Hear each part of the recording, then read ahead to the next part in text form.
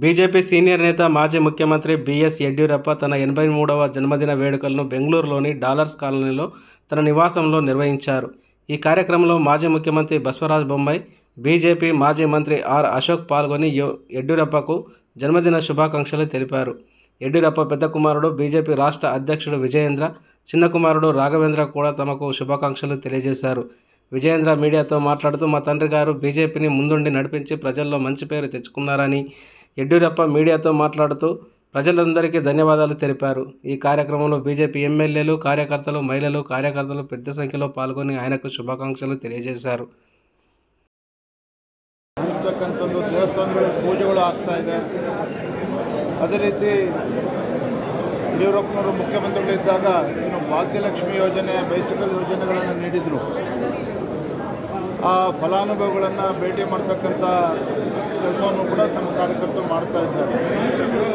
ಒಟ್ಟಾರೆಯಾಗಿ ಯಡಿಯೂರಪ್ಪನವರ ಒಂದು ಜನ್ಮದಿನವನ್ನು ಬಹಳ ಸರಳವಾಗಿ ಕಾರ್ಯಕರ್ತರು ಬಹಳ ಅಭಿಮಾನದಿಂದ ರಾಜ್ಯಾದ್ಯಂತ ಆಚರಣೆ ಮಾಡ್ತಾ ಇದ್ದಾರೆ.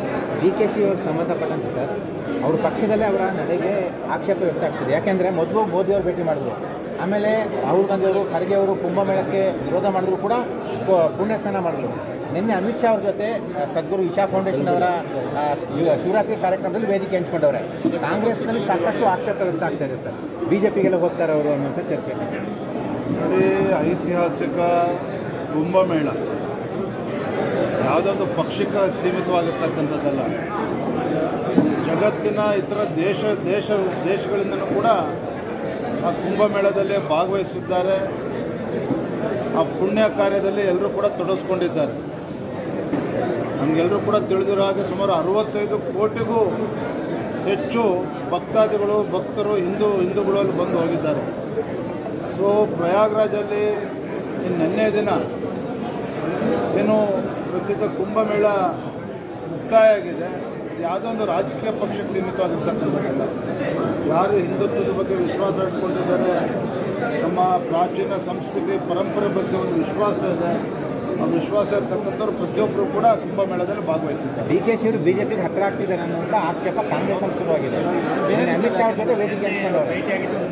ಅಮಿತ್ ಶಾ ಶಿವರಾತ್ರಿಯ ಸಂದರ್ಭದಲ್ಲಿ ಇಶಾ ಫೌಂಡೇಶನ್ ಅಲ್ಲಿ ಕಾರ್ಯಕ್ರಮದಲ್ಲಿ ಭಾಗವಹಿಸಿದ್ದಾರೆ. ಒಂದು ಧಾರ್ಮಿಕ ಕಾರ್ಯಕ್ರಮ ಶಿವರಾತ್ರಿ ಸಂದರ್ಭದಲ್ಲಿ ಹೋಗಿರ್ತಾರೆ. ಅದೆಲ್ಲ ಅದಕ್ಕೆ DK ಶಿವಕುಮಾರ್ ಅವರ ನಾನು ಅದು ಇವತ್ತು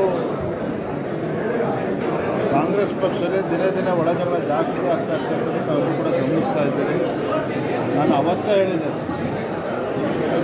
ಮುಂದಿನ ದಿನಗಳಲ್ಲಿ ಕ್ಷಿಪ್ರ ರಾಜಕೀಯ 83ನೇ ವರ್ಷಕ್ಕೆ ಕಾಲಿಡ್ತಿರುವಂಥ ಶುಭ ಸಂದರ್ಭದಲ್ಲಿ ರಾಜ್ಯದ ಉದ್ದಗಲಕ್ಕೆ ನಮ್ಮೆಲ್ಲ ಕಾರ್ಯಕರ್ತರು ಉದ್ದೇಶಗಳು ದೇವಸ್ಥಾನಗಳಲ್ಲಿ ಪೂಜೆ ಪುರಸ್ಕಾರ ಮಾಡಿ ಒಳ್ಳೆಯದಾಗಲಿ ನಡೆಸಿದ್ದಾರೆ.